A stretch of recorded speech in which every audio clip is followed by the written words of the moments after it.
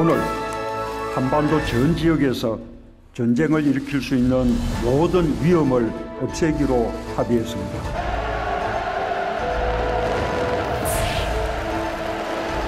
평양 시민 여러분, 북녘의 동포 형제 여러분, 평양에서 여러분을 이렇게 만나게 되어 참으로 반갑습니다.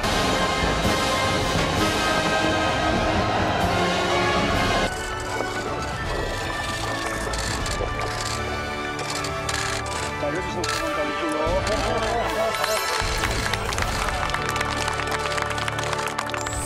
안녕하십니까. 정책을 말했더니 통했다. 정말통 시간입니다. 지난 4월 또 5월에 이어서요. 9월에 3차 남북 정상회담이 열렸죠. 열강의 이해와 전략이 맞물리니까 뉴스가 참 전 세계에 많습니다. 물론 더 알아보고 또 생각할 게 많겠죠. 위원님 두 분 모시고 한번 자세히 말씀 나눠보겠습니다. 두 분 안녕하십니까? 안녕하십니까?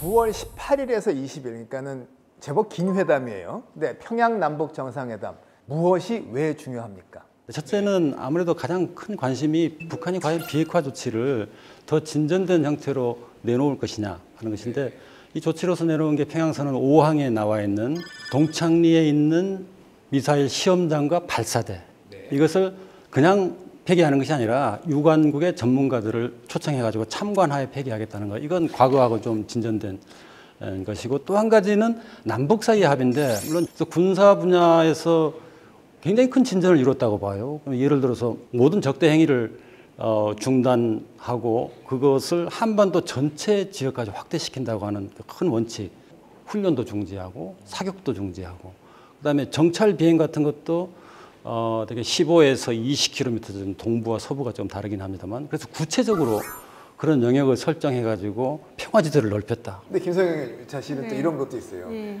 그 하나씩 긴장을 풀어가고 뭐 좋은데 또 전쟁의 기억을 가진 사람이 아직도 많거든요. 그렇죠. 뭐 우리가 사실은 그 정전 체제 속에서 살아온 그 시간이 너무나 길기 때문에 많은 분들이 지금이 마치 자연스러운 상황이라고 생각하는 경향들이 좀 있는 것 같습니다. 근데 조금만 더 좀 깊게 생각을 해보면 그 분단이나 그다음에 그 여러 가지 군사적 대치로 인해서 많은 문제점들이 한국 사회에 깊게 자리하고 있거든요. 그래서 징집제라든가 군대 문제라든가 이런 문제가 있기 때문에 사실 그런 두려움이 있는 것은 사실이지만 평화로 향해서 나아가는 방향성은 분명히 맞는 방향성으로 나아가고 있다. 뭐 이렇게 생각하고 있습니다.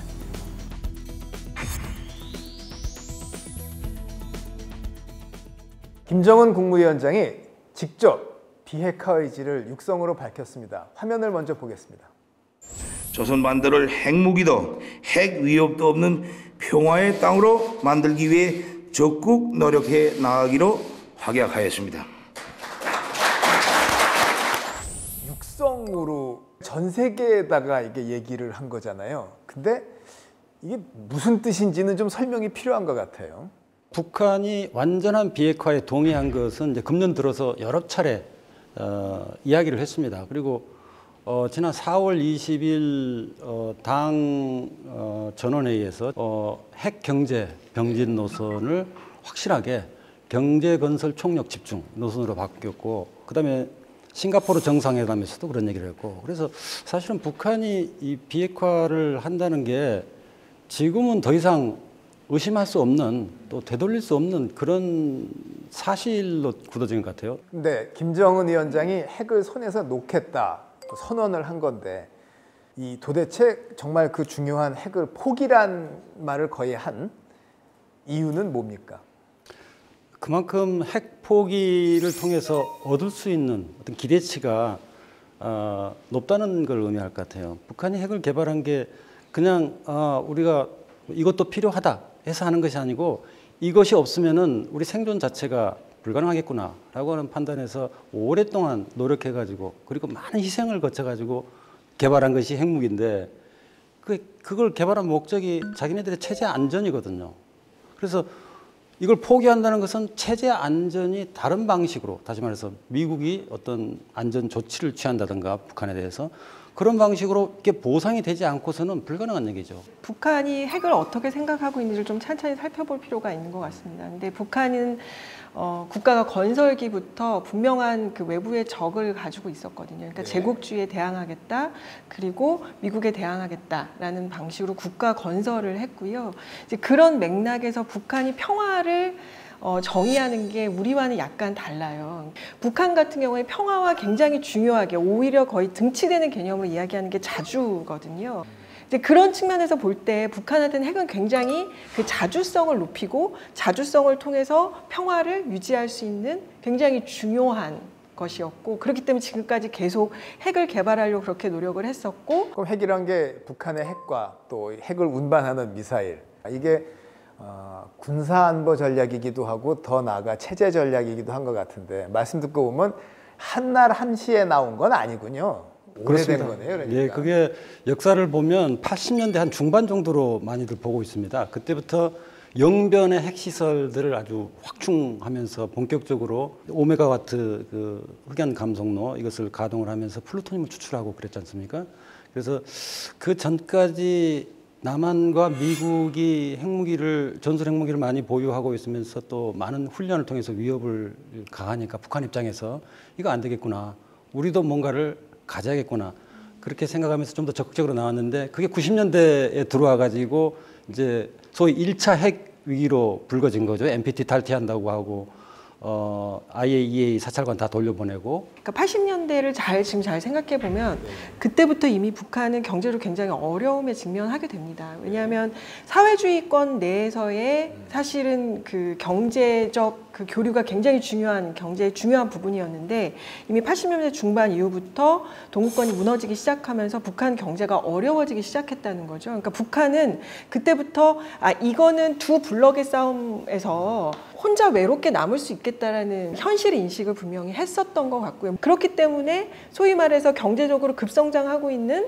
남한과 그리고 미국의 절대적인 힘으로부터 자신들을 보호하기 위한 유일한 방법은, 그러니까 재래식 무기도 계속 잘 안 됐던 거고요. 그러니까 그런 맥락에서 한 방이 필요했다. 그래서 핵으로 사실은 그 선회할 수밖에 없었던 어떤 역사적 경로가 있었다고 생각해요. 핵으로 일단 체제를 지키자, 이게 굉장히 중요한 거잖아요. 어떻게 보면 그 자기 나름의 이 마지막 보검을 든 건데, 이거를 협상에 내놓은 거 아니야? 아무튼 포기를 하겠다고 얘기를 어디까지 했는지 해석이 다르지만, 그러면 이거는 그만큼 뭔가를 다른 걸 얻어야 되는 건데 경제인가요? 그렇게 볼 수 있겠죠. 경제뿐만 아니라 체제 안전을 보장받기를 원하고 있는 게 명확하게 좀 드러나고 있고요. 그리고 이제 김정은 위원장 같은 경우에는, 그러니까 세계가 어떻게 변하고 있다라는 것을 분명하게 파악하고 있기 때문에 핵을 통해서 전 세계와 닿고 전 세계와 교류하고, 그리고 자기 체제를 보장받은 후에 경제적 발전을 이루겠다. 핵을 개발해 가지고 일종의 양날의 칼을 만든 거죠. 하나는 안보를 보장받고, 하나는 경제 개발의 어떤 기반을 만들고, 그래야지 아마 김정은도 북한 주민을 설득할 수 있을 거예요. 또는 우리가 그런 좋은 체제로 발전해 나가는데 좀 유도하고 도와주는 것이 정책이 아닌가, 이런 생각이 듭니다.